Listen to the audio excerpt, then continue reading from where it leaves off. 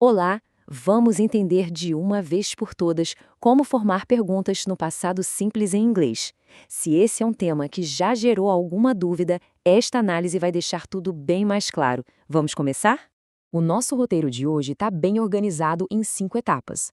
A gente começa com as frases afirmativas, que são a nossa base. Depois, a gente apresenta a peça-chave, que é o auxiliar did. Em seguida, vamos aplicar a regra em verbos regulares e irregulares. E, para fechar, um resumo para organizar todas as ideias. Tudo tem um começo, certo? E para a gente conseguir montar uma pergunta, primeiro precisamos entender de onde ela vem, da frase afirmativa. Dominar essa estrutura é o primeiro passo para fazer a transformação correta. Vamos dar uma olhada nas nossas frases de partida. Primeiro com verbos regulares, he worked from home, que significa ele trabalhou de casa.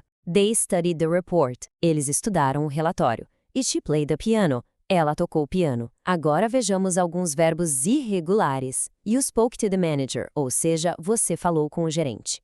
He went to the meeting. Ele foi para a reunião. E por último, we took the first train. Nós pegamos o primeiro trem. Todas são afirmações no passado. Muito bem. Agora vamos introduzir o elemento que muda o jogo. A palavra que é a chave para transformar todas aquelas frases afirmativas em perguntas. Vamos falar do verbo auxiliar did. Mas afinal, o que é o did? Pense nele como um sinalizador. A função dele é puramente gramatical. Quando ele aparece no início da frase, ele já nos diz duas coisas. Primeiro, que aquilo é uma pergunta. E segundo, que essa pergunta está no tempo passado. E o melhor de tudo, ele funciona da mesma forma para todos os sujeitos, sem exceção. E agora atenção, porque chegamos na regra de ouro, o ponto mais importante de todos. Sempre que um verbo auxiliar como did entra na frase, o verbo principal perde a sua conjugação de passado. Ele basicamente relaxa e volta para sua forma original, a forma base. Memorizar essa regra é o segredo. Ok, teoria vista, vamos para a prática. Vamos começar aplicando essa regra nos exemplos com verbos regulares que vimos lá no início. Lembra da frase he worked from home? Para transformar em pergunta, a gente coloca o did no início. E o que acontece com o verbo worked? Ele perde o final ed e volta a ser work. A pergunta fica, did he work from home? A lógica se repete aqui. A afirmativa they studied the report se transforma em did they study the report? Perceba como studied volta a ser study, sua forma base. O padrão é bem consistente.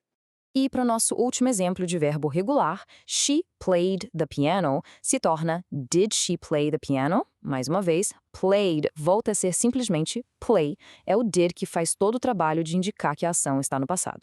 Certo, mas e os verbos irregulares, aqueles que mudam completamente no passado?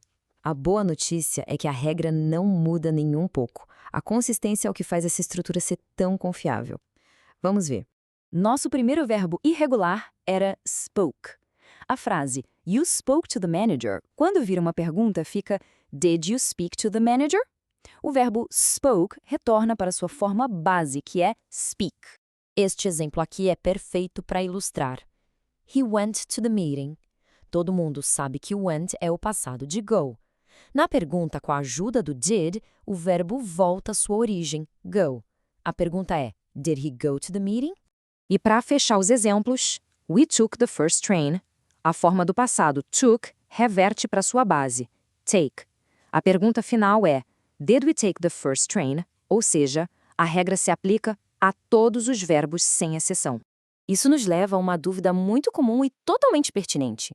Se o verbo principal está na sua forma base, como work, speak ou go, como é que a gente sabe que a pergunta é sobre o passado? A resposta está toda no auxiliar. É a palavra did, lá no início da frase, que carrega toda a informação de tempo verbal. Ela sozinha já define que a pergunta é sobre uma ação que aconteceu e foi concluída no passado. O verbo principal não precisa mais carregar essa marcação. Agora, para nossa última sessão, vamos juntar todas as peças e consolidar o que vimos. Este resumo vai organizar todos os conceitos em uma estrutura única e clara.